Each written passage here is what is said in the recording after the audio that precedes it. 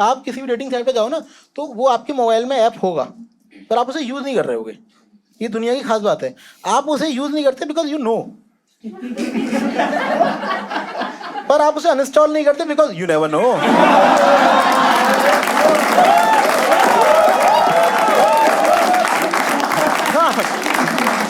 जो लोग कहीं किसी शहर से मूव किए ना, तो आप मतलब शायद तुम लोग रिलेट करोगे। तो बेसिकली मैं अलीगढ़ का रहने वाला हूँ, ठीक है ना। तो आप अलीगढ़ के हो तो बताना मत कि भैया ये सब करते हैं, ठीक है। हाँ ठीक है, प्लीज। मेरे खानदान में मेरी बड़ी वैसी सीरियस वाली इमेज है, ठीक है। मैं खानदान सबसे बड़ा हूँ ना, तो सारे फंसे छोटे वैसे मिलते हैं कि चरण स्पर्श भैया, ठीक है। अलीगढ़ एक शहर है, अलीगढ़ मुस्लिम यूनिवर्सिटी, वहाँ से मैंने बीटेक की थी। और तो मेरे बहुत से लोग हैं जो इस शहर में मूव हुए होंगे, किसी भी एक शहर से, मतलब उन्होंने पढ़ाई लिखाई करी होगी, फिर वो किसी और शहर में जॉब के लिए मूव होते हैं, है ना। तो मतलब उनकी तरफ से मैं बोलूँ कि उनकी जब वो मूव होते हैं ना, तो उनकी जॉब नहीं लगती, उनको शौक लगता है पहले। हाँ, जैसे मैं बता रहा हूँ, मुझे भी लगा था। जैसे मैंने जब जॉब लगी थी, मैंने माँ से कहा था कि माँ अब तुझे मैं हर महीने 10,000 रुपये दिया करूँगा। तो मेरी मम्मी बोली यो। तो मैंने कहा ये, तो हम दोनों एकदम खुश हो गए। तो जो मेरे पिताजी है ना, ज़्यादा बात नहीं करते, लेकिन जैसे उन्होंने देखा कि पैसे बट रहे हैं, ठीक है, तो वो एकदम आ गए, गुड मॉर्निंग बेचे। गुड मॉर्निंग, समझे, जहाँ अमीर आदमी देखा नहीं वहाँ गरीब लोग आगे पीछे, मैं समझे ग्रीडी लोग। उन दोनों लड़ाई हो गई कि जो मुझे ज़्यादा पैसे दे, मेरी दुआओं से नौकरी लगी है, मैं ज़्यादा प्यार करती हूँ। हाँ, पापा अलग कह रहे कि नहीं मेरी दुआओं से नौकरी लगी, मैं ज़्यादा प्यार करता हूँ, मुझे ज़्यादा पैसे दे। मैं थोड़ा कंफ्यूज हो गया, मैं कैसे करूँ कि मैं 10,000 माँ को दूँ, 10,000 पिताजी को दूँ, या 15 माँ को दे दूँ, 5 पिताजी को दे दूँ, कैसे करूँ।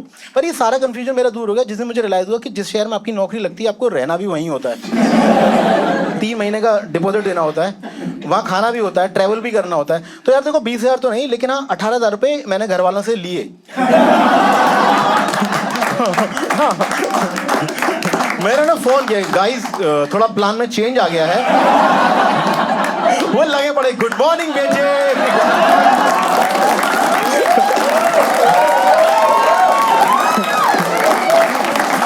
वो लगे पड़े गुड मॉर्निंग बेचे। मैंने कहा नहीं थोड़ा प्लान में चेंज आ गया है, और अब तुम्हें साबित करना है कि कौन ज्यादा प्यार करता है।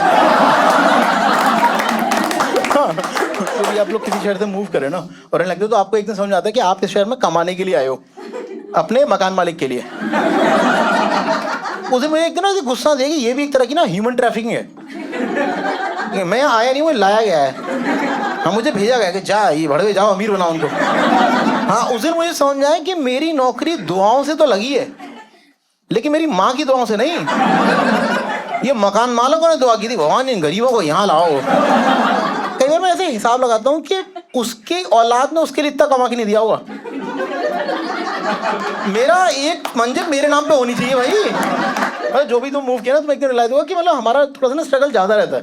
जैसे मैं पुणे था ना, तो जैसे आप लोग जो यहीं के हो ना, आपको समझ में नहीं आएगा। जब फेस्टिवल आता है यू से वाओ वी विल एंजॉय, हमारी ना जुल्फें फायर हो जाती हैं कि जब पुणे से आपको अलीगढ़ आना ना, तो 48 घंटे का सफ़र और 48 घंटे जाना, छुट्टी मिली है 4 दिन। घर आए क्या किया कि बाय बाय करने के लिए आए वैसे यहाँ, ठीक है। हाँ, ओ भाई एक हमारे त्योहार इतने, भाई मैं होली पे जाऊँ कि भाई तू दिवाली पे नहीं आया, अरे भाई मैं दिवाली पे चले जाओ। रक्षाबंधन पे नहीं आए, रक्षाबंधन पे चले जाओ। इतने तो भैया दूज पे नहीं आए। भाई क्या बनना चाह रहे हो? मैं जूश वूश बनना चाह रहा हूँ, ठीक है। उनके त्यौहार कम रहते हैं, वो बना दो भाई साहब। ठीक है, उसका फिर मैंने दोस्त से कहा यार क्या करना है अपने कामयाबी के लिए, तुम्हें कामयाबी तो लाइफ में चाहिए। तो उसने कहा तुझे पैशन फॉलो करना होगा। ठीक है, मैंने ठीक है मैं भी पैशन फॉलो करूँगा। तो मेरे सारे दोस्त ना MBA की तैयारी कर रहे थे, मैं भी करूँगा प्लीज़। तो हाँ, मैंने तो कही बोले तुम लोग कर रहे हो मुझे बता नहीं रहे हो, मैं भी करूँगा। ठीक है, तो बोले टैलेंटेड लोग करते हैं। मैंने नहीं। फिर मैंने तैयारी करी, और उनके रोकने से क्या होता है, मैंने तैयारी करी और मुझे 1 ही साल लगा, और अगले साल फिर मैंने MTech की तैयारी की। 1 ही साल में लगा, मैं ये तो बहुत मुश्किल लग रहा है। ठीक, हाँ मैं MTech की तैयारी कर लेता हूँ, बट क्योंकि मैं पैशनेट बनता हूँ, तो उसके अगले साल फिर मैंने IAS की तैयारी की। अब फिर एंड आता है मैंने बैंक PO की तैयारी। हाँ, मैंने इतने फील्डों की तैयारी की। एक दिन मैं समझा कि आई थिंक मेरा पैशन तैयारी करना है।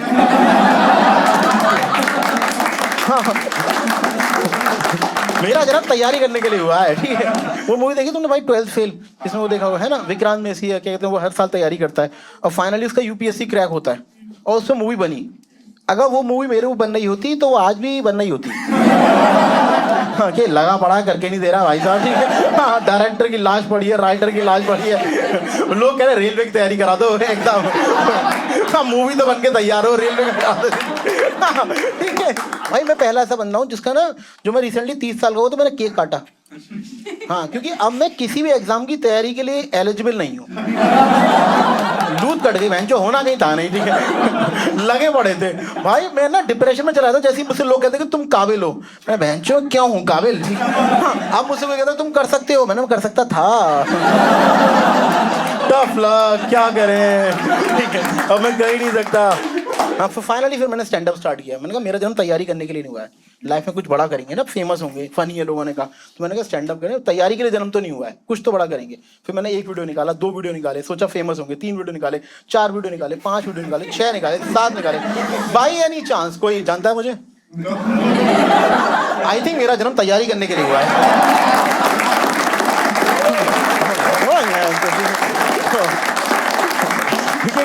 किसी चीज में सफल हुए, असफल होने में तो हो गया हूँ मैं सफल, ठीक है। हाँ फाइनली देखो आपको थोड़ा नहीं भाई, आप और मैं एक ही, हम लोग एक ही है भाई, ठीक है। आप टेंशन मत लो, आप फोमो हिट मत करो, ठीक है। आप लेट सही, हंसे सही, ये भाई साहब अभी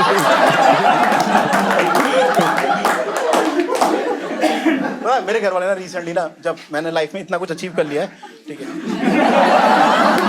तो मेरे घर वाले कह रहे कि अब तुम ना शादी कर लो, क्योंकि मेरे साथ के सारे दोस्तों की शादी हो रही थी। तो फिर थोड़ा सा फोमो भी हिट होने लगता है ना, क्या सबकी शादी हो तो भला ही, कुछ लोगों के डिवोर्स शुरू हो गए, ठीक है।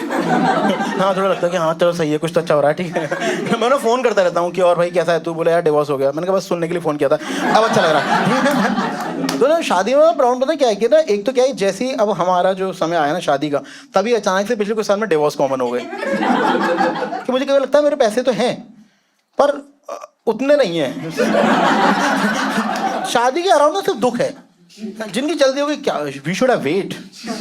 जिनकी लेट हो रही, व्हाई वी वेट। और जिनके डिवोर्स हो गए वो तो दुखी हैं ही। ऐसा कहा जाता है कि जोड़े ना ऊपर वाला बना के भेजता है, तो बना के ही भेजे। लोग पूछते हैं ना कैसा लाइफ पार्टनर चाहिए आपको ना, तो ऐसे बताना, ऐसे मत देखो, शर्म आ रही है, ठीक है। ऐसे पूछते ना कैसा लाइफ पार्टनर चाहिए, ठीक है, तो ऐसे शर्म से आती है। आप देख लो, आपसे नहीं आ रही, आप तो आपसे तो घबराहट आ रही है सिर्फ। हाँ, जैसे क्या होता है कि हम लोग ना, हम जितने भी लड़के हैं ना, वैसे ना हम महीने में 29 दिन ना तो वैसे रहते हैं, जिंदगी ना मिलेगी दोबारा। एक दिन आता है बहन जो नहीं मिले, दूध कटे भाई साहब। इतनी खुशी हुई थी मुझसे जब किसी ने कहा तो कोविड में सब खत्म हो जाएगा। है क्या बात कर रहे, बहुत बढ़िया, भगवान के अंधेर है, अंधेर नहीं, ठीक है। ऐसे खुश हुआ था मैं एकदम। तो ना एक दिन आता है जिस दिन आप बिंज वॉच करते हो ceiling fan. Ceiling fan binge watch किया गया है, इसके लौड़े लगे पड़े हैं जिंदगी के। हाँ भाई साहब, एक बुड्ढे ने शराब पर लगा दिया था मुझे। हाँ, कह रहा कि जीते रहो। हाँ, मैं कुछ कहा भी था, मैं दूर से आ रहा था, बोले जीते रहो तो मेरी उम्र लग जाए ना, बोलो बुड्ढे भैंसो।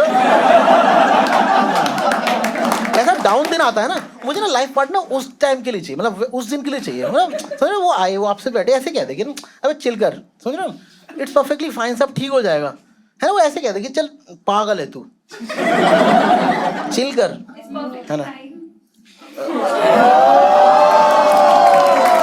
मैम देखो,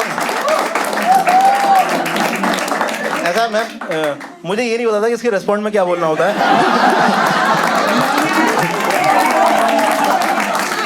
क्योंकि मेरे को तैयारी करने के लिए जन्म हुआ है, ठीक है।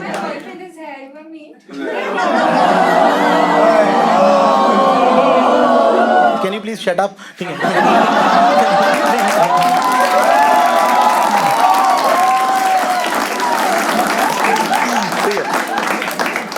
जब वैसे दिन आते हैं और ऐसे भी दिन आते हैं, ठीक है, तो ना आपको एकदम ऐसा पार्टनर चाहिए ना जो ऐसे कहे चल चिल कर, है ना। वो ऐसे कहते कि ना तू पागल है। सुनो भाई, आपको पता है पागल वर्ड में बहुत जादू है। ये पागल वर्ड इकलौता वर्ड है, कोई लड़का आपसे कहते ना कि तू पागल है, तो तुम्हारी ना मेल ईगो बाहर आ जाएगी। तुम ऐसे बोल दो कि बड़े तू होगा पागल। पर वहीं कोई लड़की आपसे बोल दे ना कि तू पागल है, तो तुम छत पे 4 घंटे खड़े रहो कि मैं हूँ पागल। फाइनली भगवान क्या देर है पर अंधेर नहीं, समय लगा बट फाइनली मैं हूँ अब पागल। तो खुशी हो जाए। मेरा मैनेजर कह रहा है आप बहुत समझदार हैं, चले जी मैं पागल। हाँ ठीक है, हाँ, ऐसा लाइफ पार्टनर मिल जाए ना खून दुगना हो जाए, पावर ऑफ अटॉर्नी उसके नाम कर दो, ये सारी तुम्हारे नाम, थोड़ी सी मम्मी के नाम भी, ठीक है। हाँ ऐसे कर दो, मतलब वो कहे कि शादी करनी में ऐसे नहीं होगी, पहले मैं दहेज दूंगा, ठीक है। हाँ ऐसा ऐसा पार्टनर मिल जाए तो ऐसे कर दो, लेकिन वो डर रहता है कि मुझे वाला लाइफ पार्टनर ना मिल जाए। जिनको समझना था वो समझ गए, ठीक है। अब तो समझ ही रहे हो ना तुम लोग। तो मुझे वाला लाइफ पार्टनर नहीं चाहिए, वो नहीं तो प्राण पियो, ठीक है। ठीक है वो आप सीरियस नहीं आप, वो ना प्राण पियो नहीं होता, जो ना दुख प्रेसिपिटेट करते हैं, ऐसे दुख ट्रांसफर करते हैं, वो ना आप ऑलरेडी दुखी हो तो आपको सपोर्ट करने की वजह वो ऐसे कहते हैं दुख तो ये तो होना ही था। हाँ वैसे करके मैंने तो पहले ही कहा था, अब पहले उसने कुछ नहीं कहा था, पहले तुम उससे पूछोगे क्या करना चाहिए, तुम्हारी जिंदगी तुम देखो, और बाद में अब तो हुआ ना। अब वो नहीं चाहिए लाइफ पार्टनर, समझे ना कैसा लाइफ पार्टनर चाहिए, वो 12th फेल वाला है ना, उसमें जो हीरोइन थी वैसा लाइफ पार्टनर मिल जाए, पर वैसा मिले ना मिले, पर वो जुदाई की श्रीदेवी ना मिल जाए। देख इसने जुदाई मूवी है, उसमें श्रीदेवी ने ना अपना पति ही बेच दिया था, ठीक है। और मुझे डर है मेरी तो कीमत भी नहीं लगेगी। मेरा पता है क्या मन है कि मेरा और मेरी जो लाइफ पार्टनर वो हम ना एक टीम में रहें, तो मुझे अपनी वाइफ की पिचिंग नहीं करनी, मुझे वाइफ के साथ पिचिंग करनी है, समझ रहे ना, मतलब वो बहुत मजा बढ़िया रहता है कि वो भी अपने रिश्तेदारों की पिचिंग करे, मैं भी करूँगी, हमारे मामा की लौड़े लग गए, अरे हमारे मामा की लौड़े लग गए, ऐसे वाला हो।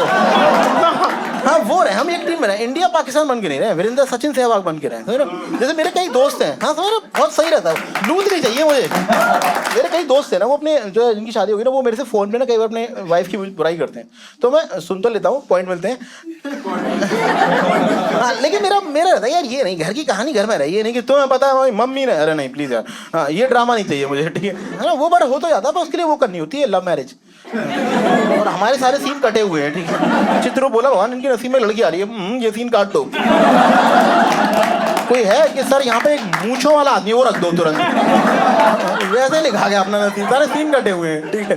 बॉयज स्कूल टीम में भी 8 आदमी पर जॉब करते हैं साथ में। तो मैंने क्या किया, तो बोला कि तू एक काम कर डेटिंग साइट पे जा, ठीक है। तो मैं डेटिंग साइट पे गया और वहाँ थोड़ा टाइम में 6 महीने रहा, और मुझे समझ आया कि एक बार को IAS निकल जाए, पर ये तैयारी रहेगी, हाँ ये तैयारी निकलेगी, समझ रहे। और उसमें बड़ा प्रॉब्लम क्या है कि आप किसी भी डेटिंग साइट पे जाओ ना, तो वो आपके मोबाइल में ऐप होगा, पर आप उसे यूज़ नहीं कर रहे होगे, ये दुनिया की खास बात है, आप उसे यूज़ नहीं करते बिकॉज यू नो,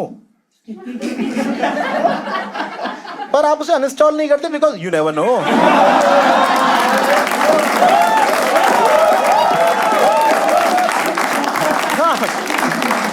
खाना नहीं लगे कि ये ऐसे तैयारी रहेगी, ठीक है। हाँ इस पे रहने से ज़्यादा टाइम है। उसमें एक लड़की से मेरी होली दिवाली बात होती है, ठीक है। वो बोली तुझे कुछ मिला, मैंने नहीं बोला तुझे कुछ मिला, नहीं, ठीक है। फिर मैं फाइनली अपने बजट के हिसाब से गया जीवन साथी, और जीवन साथी में जाके मुझे रियलाइज हुआ कि डेटिंग साइट पे लड़कियां हो या ना हो, पर जीवन साथी पे तो नहीं है, क्योंकि जीवन साथी पे उनके बुढ़े बाप, उनका इंस्टाग्राम है, वो लड़कियों से बात ही नहीं हो पा रही है भाई साहब, फायर वॉल बने हुए हैं वो। आप इमेजिन करो लड़की से बात हो रही है, हे हाउ आर यू, वहां से आवाज ही ऐसी आ रही है मूड खराब आ जाए, नमस्कार मैं प्रीति का बाप बोल रहा हूँ।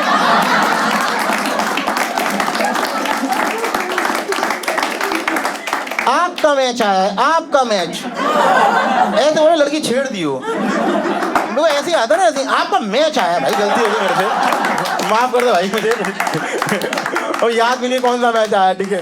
और भाई ऐसी गुस्सा है क्योंकि यार पता है अंकलों के रहते हैं प्रैक्टिकल सवाल, अब मुझे करनी है इमोशनल बात, भाई तू तेरे में क्या प्रॉब्लम तू बता, मेरे में क्या प्रॉब्लम मैं बताऊं। अंकल के सवाल वही जिनसे मुझे घंटा बदलनी, हमारी लड़की नौकरी करना चाहती है, अरे कर ले बेंच,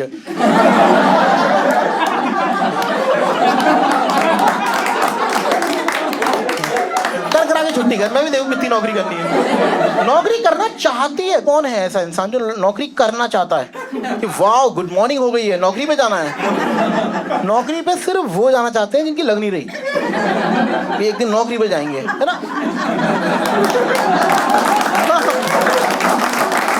उनका ड्रीम है, वो चाहते हैं नौकरी, बहुत बढ़िया ये नौकरी करना चाहती है, कोई तो घर में कमाने वाला। मुझे ज़्यादा हो भी नहीं रही भाई साहब, ठीक है। बढ़िया ही बात है कि वो एज अ पैशन जॉब करना चाहते, बहुत ही बढ़िया भाई साहब, और क्या चाहिए, ठीक है। पर मेरा मेन पॉइंट ये नहीं है, मतलब समझ रहे हो कि यार मुझे ना बात ये नहीं कि वो नौकरी करती है नहीं करती है, मुझे ये है कि वो नौकरी करे या ना करे, शाम को मैं उसे देखूं या वो मुझे देखे और हम दोनों कहें कि चलो जहर खा लेते, ये नौबत ना आनी पड़े है। मैं इसके यहाँ कि दोनों के वो घर पे सीढ़ियों पे चढ़ के आ रही है, मैं गोली सल्फास की गोली खा रहा हूँ, जो आ गए हैं इसके यहाँ लो लगने वाले हैं, ठीक है। मैं पैरासीटामोल खा रहा हूँ, ठीक है। इसका नौकरी से घंटा कोई मतलब ही नहीं है। कोई कहे भाई देखो घर में दोनों कमाते हैं, पर उन्हें क्या पता दोनों कपल ठहर भी जाते हैं, है ना। फिर अंकल ने फालतू मुझसे अगला सवाल पूछा जिस सवाल का हम पे ना कोई जवाब ही नहीं है। मतलब अंकल बोले कि आप कैसी लड़की देख रहे हैं, कैसी लड़की चाहते हैं।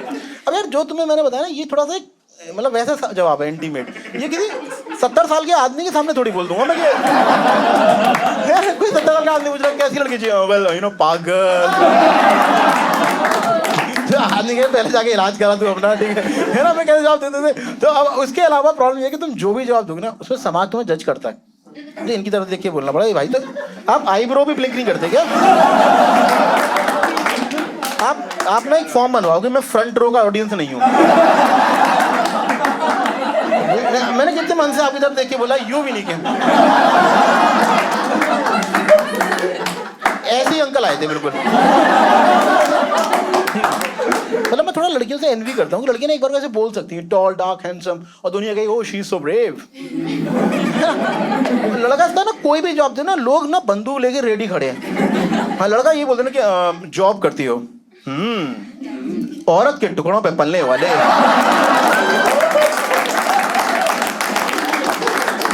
चूड़ियां पहन ले।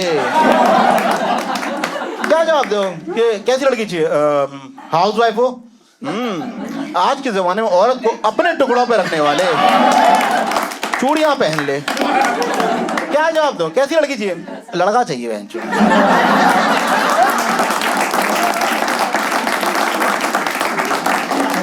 जहर कर दिया। और उसके बाद मैं अंकल को मैंने फिर भी बताने के लिए कुछ जवाब दिए, है ना। मैं दे देते कुछ तो जवाब देना अंकल को। अंकल बोले कैसी लड़की चाहिए? मैंने कहा लविंग हो। बोले वो तो आपको भी होना चाहिए। मैंने डांट खाने के लिए बताया क्या इनको? बोले केयरिंग हो। मैंने कहा केयरिंग हो। बोले वो तो आपको भी होना चाहिए। मैंने कहा वो लापरवाह हो। बोला वो तो आपको भी होना चाहिए। मैंने मैं हूँ। कैसी लड़की चाहिए? ऐसी लड़की चाहिए इसका बाप उतना ही सुनता है जितना बोल रहा हूँ।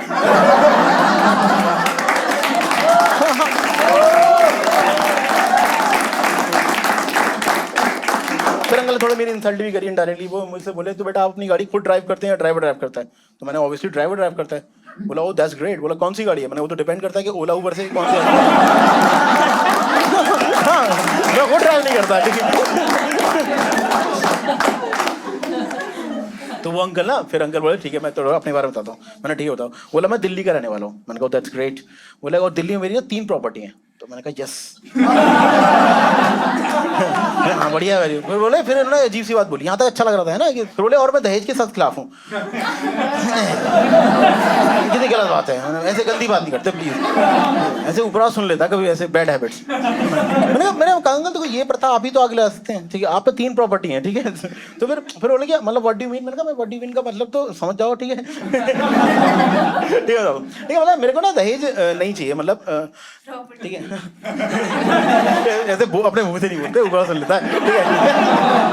ठीक है देखो मेरा इसके 2 रीजनिंग है। पहला रीजन तो ये है कि ना मेरी जब सबसे बड़ी बहन की शादी ना तब समाज उजागर नहीं हुआ था। तो मैंने लोन लिया दहेज के लिए। जब मेरी दूसरी बहन की शादी तब भी समाज उजागर नहीं हुआ था, तो फिर से मैंने लोन लिया। पर जैसी मेरी बारी आई ओले पड़ गए। तो समझ रहे हो? तो भाई रैगिंग तुम बैन कर दो, पर जिनकी रैगिंग हुई है उन्हें अलाउ करो, ठीक है। मुझे अलाउ होना चाहिए भाई साहब, मेरे पास विक्टिम कार्ड है, ठीक है। उसका दूसरा रीजन ये है कि मतलब मुझे एक्चुअली में ना दहेज चाहिए नहीं, लेकिन मेरे दिमाग ने एक चीज़ एक्सपीरियंस करी कि हम जैसे लोग जो होते हैं ना, ठीक है, जो ज़्यादा पावरफुल लोग नहीं होते ना, तो मैंने लाइफ में जब भी मॉरल स्टैंड लिया है ना तो लौड़े लगे हैं। हाँ तो मैं बता रहा हूँ जैसे फॉर एग्जाम्पल जो ताकतवर लोग होते हैं ना उनको अलाउड होता है मॉरल स्टैंड। जैसे मैं किसी को उधार पैसे देता हूँ ना कभी वापस नहीं आए, पर किसी पावरफुल आदमी को तुम उधार देते हो वो सूद समेत निकाल लेगा, ठीक है। मैंने एक बार कहते हैं कंपनी के लिए 2 महीने स्टार्टअप के लिए काम किया, 2 महीने वो कंपनी बिना पैसे दिए भाग गई। तो जब मैंने लाइफ में मॉरल स्टैंड लिया है ना लाइफ में, तो मैं घर पे जब जब गया हूँ, हमने शीशा देखा है, तो मेरे सामने ना मेरा ही एक वजूद आके ना मुझे चिढ़ाता है। बड़े आए मॉरल का 14 बनने हाँ, वो चिढ़ा ले बड़ा आया। हाँ, वो चिढ़ाता है ना, बड़ा अजीब सा लगता है। सेम बात मेरे को ना दहेज को लेके आती है कि मुझे एक्चुअली दहेज नहीं चाहिए, पर मेरा दिमाग कहता है कि मान लो मैं अभी दहेज ना लूँ, और जिस रेट पे इंडिया में डिवोर्स चल रहा है, अगर कल को मेरा डिवोर्स हो गया और जब फिर मुझे एलुमनी देनी पड़ गई, तो जब मैं बैंक से लोन लेके उसकी ईएमआई दूंगा और घर आऊंगा, तो सामने वही शीशा कहेगा ले जो बड़ा है।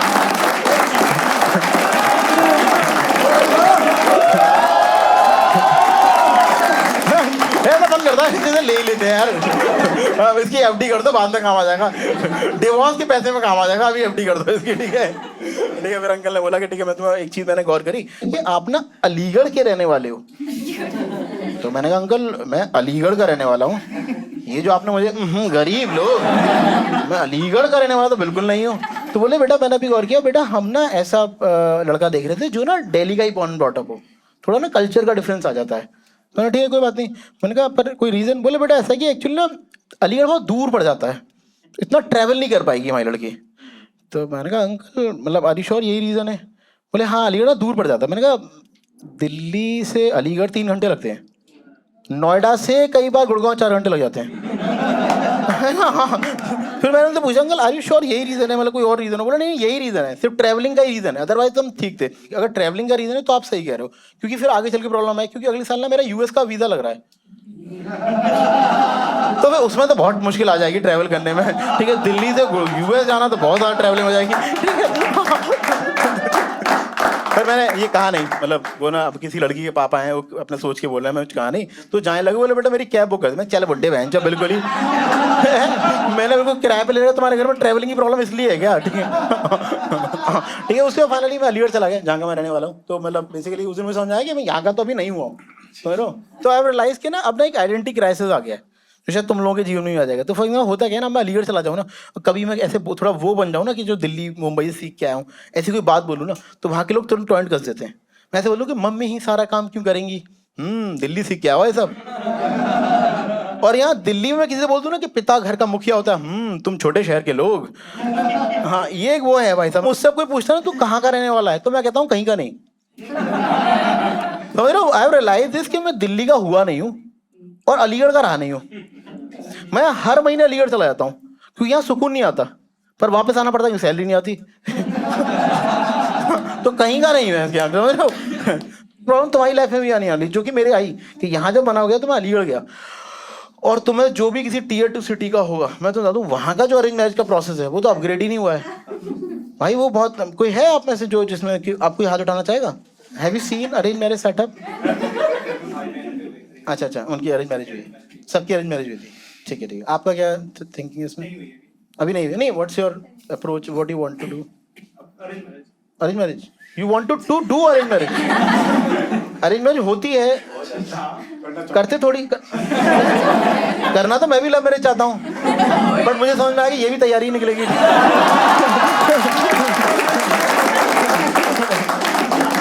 तो मैं जहाँ अलीगढ़ रह रहा हूँ, तो बेसिकली यहाँ जिन लोग यहाँ के रहने वाले हैं, तो मैं लगता है अरेंज मैरिज का प्रोसेस तुमने मूवीज में देखा है कि जिसमें एक लड़का बैठा हुआ है, उसकी मदर बैठी है, फादर बैठे हैं, और लड़की चाय लेके आ रही है ना। तो लगा यही तो होता है ना। तो ये ज़्यादा दिल्ली के वो वाली फैमिलीज को लगता है, वो वाली वो नहीं होती पॉश फैमिलीज जो होती हैं, अमीर फैमिलीज, जानते हो मैं पॉश फैमिली होते हैं जिनके पापा अपने बच्चों से इंटरेक्ट करते हैं।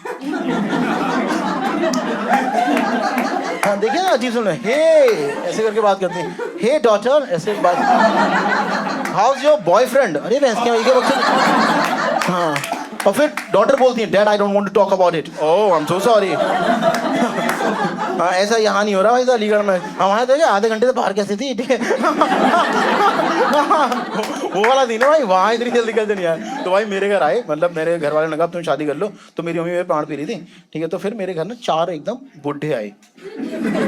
यही होता है भाई, 4 बुढ़े आते हैं, और उसे अरेंज मैरिज इसलिए कहते हैं कि वो ना अरेंज कराई जाती है भाई दीज 4 बुढ़े। उन 4 बुड्ढों को सिर्फ शादी कराने से मतलब है, उन्हें लंड मतलब नहीं लड़का लड़की का। हाँ, वो आए इस मकसद से कि इस घर में जा रहे हैं और डील क्लोज करनी हो रहे हैं। वो डील क्लोज करने के हिसाब से आए तो वो इसीलिए सिर्फ अपनी बात करते हैं। उन्हें लड़का लड़की की बातों से मतलब ही नहीं है। वो अंकल आए और वो सिर्फ अपने बारे में बातें कर रहे हैं कि मैं 84 से जॉब कर रहा हूँ, रिसेंटली रिटायर हूँ, आज भी सुबह टहलने जाता हूँ, बॉडी मेरी आज भी फिट है, 4 बच्चे कर चुका हूँ, 3 की शादी कर चुका हूँ, 3 मकान बनवा चुका हूँ। मैंने उनसे कहा कि अंकल मुझे पसंद तो आप आए, लेकिन हमारी बुआ जी की शादी तो हो चुकी है।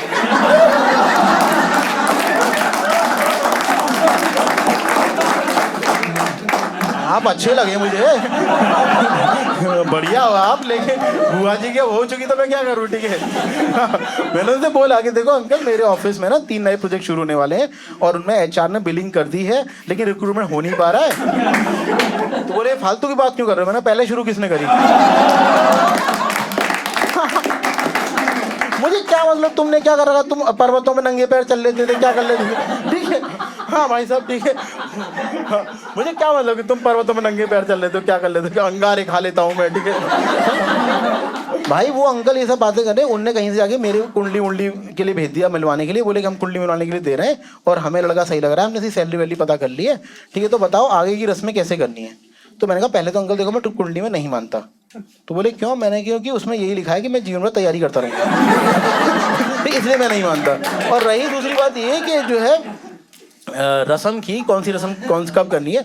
आपको लगता है कि पहले लड़का लड़की दोनों मिल लें और वो मिलके डिसाइड करें रस्में होनी भी है कि नहीं होनी? तो वो कह रहे हैं कि नहीं, हम अपनी लड़की से बात कर लिए, उसे रिश्ता मंजूर है, तुम अपना बताओ। मैंने कहा नहीं नहीं, ऐसे नहीं होता है, होता होगा पर अब ऐसे ना हो, ठीक है। तो है ना, समझ रहे भाई, अब ऐसे ना हो, मतलब मैं और दोनों मिलके। तो वो मुझसे पता क्या बोले कि जब दोनों फैमिली मिलेंगे तो अपना आराम से कर लेना 15 मिनट।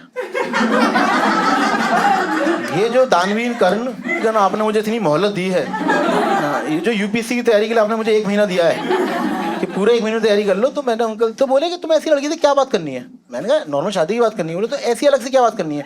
मैंने अलग से तो मैंने म्यूचुअल फंड की बात करनी है, शादी की बात करनी है, और क्या बात करनी होगी? मैंने उनसे पता क्या कहना पड़ा कि अंकल आप तो ऐसी बात करो जैसे मैंने शादी की नहीं दहेज की बात करी हो। तो बोले तो करो ना दहेज की बात। बोले मेरे को दहेज नहीं चाहिए। तो बोले यही तो मेरा सवाल है कि क्यों नहीं चाहिए? समझ रहे हो भाई, छोटे शहर में उल्टा होता है, तुम दहेज ना लो समाज जज करता है। हाँ, तुम बोलते हो ना दहेज चाहिए, जरूर कोई घोट होगा। तो फाइनली उनमें से ना 4-5 बुड्ढों में से एक बुड्ढा उठ के आया, साइड में ले गया मुझे कि इधर आओ तुम। तो मैंने कहा ये समझदार लग रहा है। तो बोला कि मैं समझ गया, तुम लड़की से मिलना चाह रहे हो, कुछ बात करना चाह रहे हो। मैंने कहा हाँ। बोले ये जो है थोड़े एजेड है, समझेंगे नहीं। मैंने कहा हाँ। तो बोले तुम एक काम करो। मैंने कहा तुम मुझे बता दो क्या बात करनी है। सच है भाई, सच सच में वो मेरे से देख के कह रहे मुझे बता दो आराम से। मैंने कहा नहीं मुझे नहीं बताना। हाँ ठीक है। तो भाई उन चारों में से एक ने ना मुझसे बोला, मैं आपको मजाक नहीं कर रहा, मैं आपको लिटरली बता दूं, कई बार ना वो ना एक बिचौलिए को लेके आते हैं और वो यही भूल जाते हैं कि वो लड़की के बारे में क्या बोल रहे हैं। हम मतलब वो उसी में ना ऐसी इंसल्ट कर देंगे। एक मुझसे ये कह रहा है कि ये लड़की ना तुम्हारे कहने पे कहेगी उठ जा तो ये उठ जाएगी, तुम कहोगे बैठ जा तो बैठ जाएगी। तो मैंने कहा आपकी लड़की का नाम एलेक्सा है क्या? अरे मुझे लाइफ पार्टनर चाहिए कि भाई ये सब चाहिए। वो मतलब ऐसे खुद ही इंसल्ट कर रहे हैं कि जो भाई दबा के रखो ना, दबा के दब के रहेगी। अरे हम इतने मुफलिसी के मारे हैं, मैं तो बताया नहीं 4-5 बहनें हमारी, पूरे खानदान ना, हम खुद ही दब के रहे हैं, ठीक है। हमारे घर में दब के कोई रह ही नहीं सकता, ठीक है। हम तो चाहता हूँ कोई ऐसी लड़की है जो बाहर डिसीजन ले कि तू जा, डिसीजन ले गया भाई साहब। तो उनमें से कह रहा है कि तुम फालतू बात कर रहे हो, रिश्ता ना परिवारों के बीच होता है। तो मैंने कहा पर यार डिवोर्स तो लड़के लड़कियों का होता है। तो वो मेरे पीछे पड़ गए। तो उन चारों ने, बुड्ढों ने जो फैसला किया, एक ने बोला कि एक काम करो तुम मुझे ही रुचि समझो। हाँ लिटरली उन्होंने कहा तुम मुझे ही रुचि समझो। तो बाकी 4 ना, मैं इस बात पे शौक हुआ कि बाकी 4 इस बात को सुन के शौक ही नहीं हुए।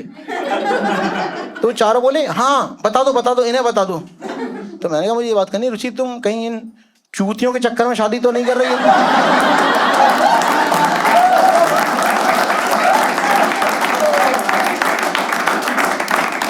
भाई भगवान कसम मैं उस लड़की को जानता नहीं था उस टाइम पे, पर मुझे ना अपने ज्यादा ना उस लड़की के लिए घबराहट हो गई।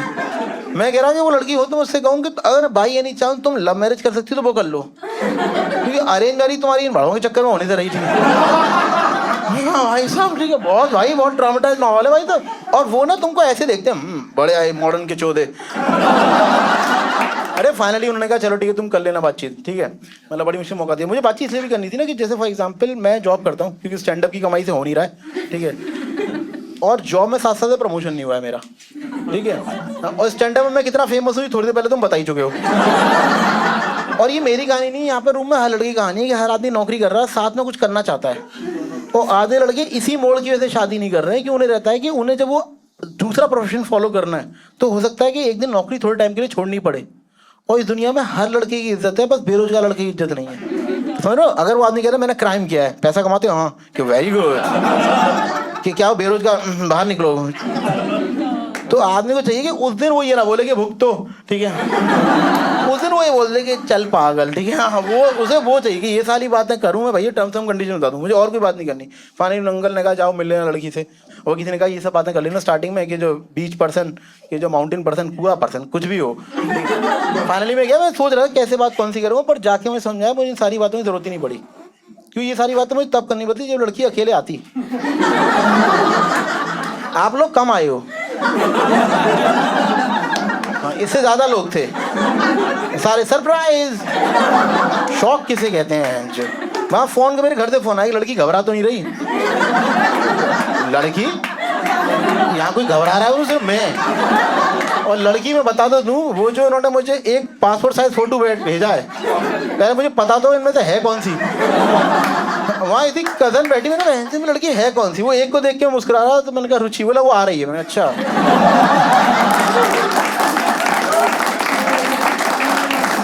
मुझे भाई तुम सोचो, इमेजिन को मुझे 1 घंटा मिला है मुलाकात के लिए, जिसमें मुझे भी यही नहीं पता मुझे लड़की है कौन सी।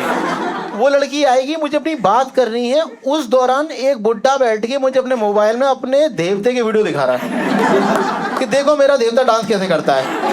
एक तो तुमने कभी किसी हाथ में मोबाइल जब पकड़ाओ वीडियो देखा है? जब कोई इंसान अपने हाथ में मोबाइल पकड़ के वीडियो दिखाता है तो एक तो समय रुक जाता है उस समय पे, है ना। भैंस क्या, तुम ना पहले वीडियो नहीं देख रहे, तुम ये देख रहे हो भैंस कितना है। 2 बार तो तुम उस आदमी को देखते हो और तुम्हें पता चलता है वो आदमी तुम्हें ही देख रहा है।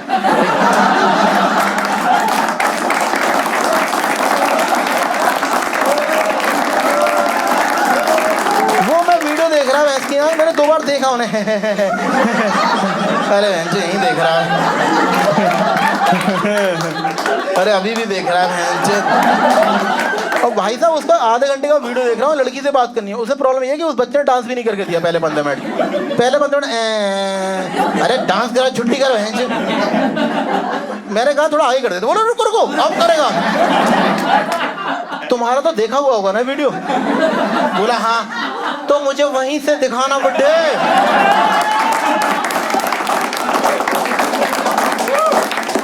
मैं प्री वर्कआउट क्यों देख रहा हूँ भाई? मैंने पूरा आधे घंटे का वीडियो देखा, उस भड़वे ने डांस ही नहीं किया। मैंने कहा वो डांस, बोला लगता है गलत वीडियो लग गया।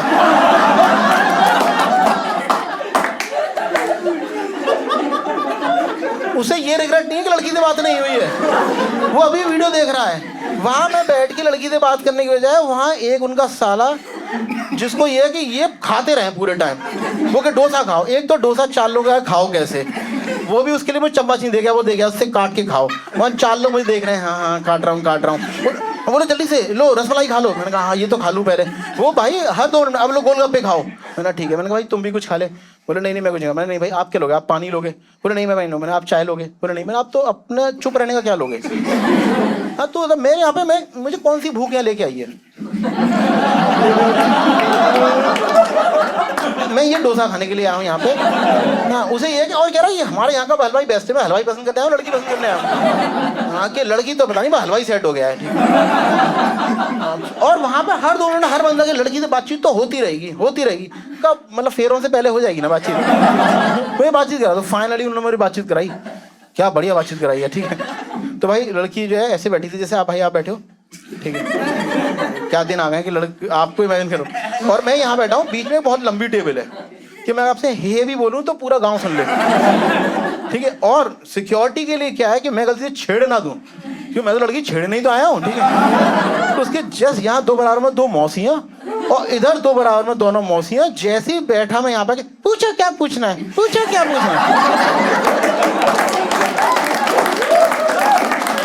यही मेड रूपी आवाज थी, पूछो पूछो, हम तो मना ही नहीं करते हैं, तो क्या पूछना है। मैंने कहा ठीक है ऐसे ही। मैंने कहा पहले वो सोचा पैशन वैशन के सवाल, तो मैंने उसमें तो इनकी लाश गिर जाएगी मौसियों की, तो ये तो रहने देता हूँ। एकदम बिल्कुल मूड खराब से मैंने पूछा ऐसे, और रुचि तुम कैसा हस्बैंड देख रही हो, और क्या पूछे और तुम कैसा हस्बैंड देख रही हो।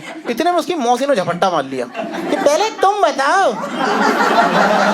देखो ऐसी मेड रूपी आवाज, पहले तुम बताओ कि तुम कैसी लड़की देख रहे हो। मैं वो जिसकी मौसियां ना हो।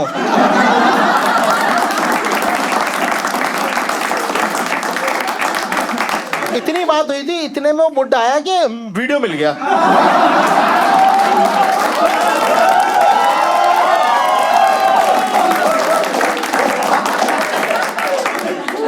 मुझे व्हाट्सअप कर दो ये वीडियो।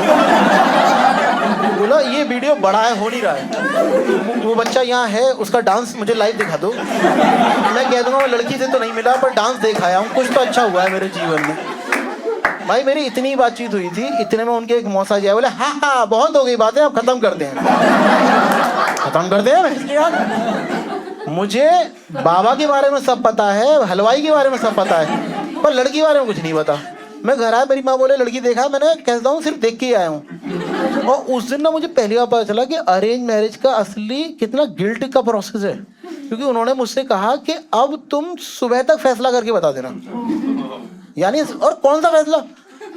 अरे भले ऐसे मैं किसी को मकान दिखाने ले जाऊँ, सोसाइटी गेट से घुमा के ले आऊँ। अरे ये क्या बकचोदी है यार। और उस दिन मुझे पता चला कि अब मैं उस लड़की को हाँ कर दूं, तो उसे तो लग रहा है कि एमएनसी ज्वाइन कर रही है वो, उसे थोड़ी पता है लाला टाइप कंपनी में ज्वाइनिंग हो रही है। और मैं उस लड़की को ना कर दूं तो मेरा खानदान मुझे खा जाए कि बड़ा घमंडी बनना है, जिंदगी दिखाएगी तुझे, है ना। मेरे समझ में भाई उस टाइम मैंने एक्चुअली किया रात में बिंज वॉच सीलिंग फैन। हाँ मैंने कहा भाई मेरे को नहीं करनी शादी, भाई मुझे माफ़ करो। सुबह अंकल का फ़ोन आ गया मेरे पास के नमस्कार बेटे। मैंने कहा हाँ। बोले आप हमें बहुत पसंद हो। मैंने कहा हाँ।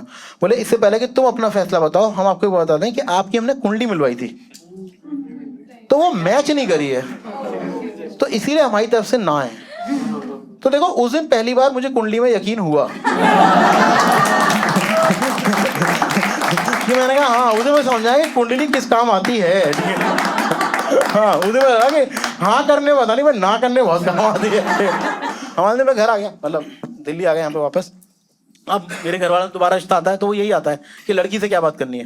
तो उस टाइम मुझे समझा कि वैसे क्या मैं ना मतलब हम लोग जो जितने भी कोई जैसे आप मथुरा से हो या जो भी किसी शहर से हो ना भाई, आप भी हो, तो हम ना मेट्रोपॉलिटन सिटी तो आ गए, लेकिन हमारा जो कल्चर है वो रिवाइज नहीं हुआ है। तो मतलब मुझे ऐसा लगता है कि हम मना नहीं करना चाह रहे, लेकिन हम रियलाइज़ कि अब हम वहाँ के रहे नहीं हैं और यहाँ के हुए नहीं हैं, तो इसलिए नहीं हो रही शादी। तो ये वीडियो जब मेरा यूट्यूब पे आएगा ना, तो तुम में से किसी को पूछे क्यों नहीं हो रही शादी, तो बड़े को वीडियो भेज देना इसलिए बड़े इसलिए नहीं हो रही शादी।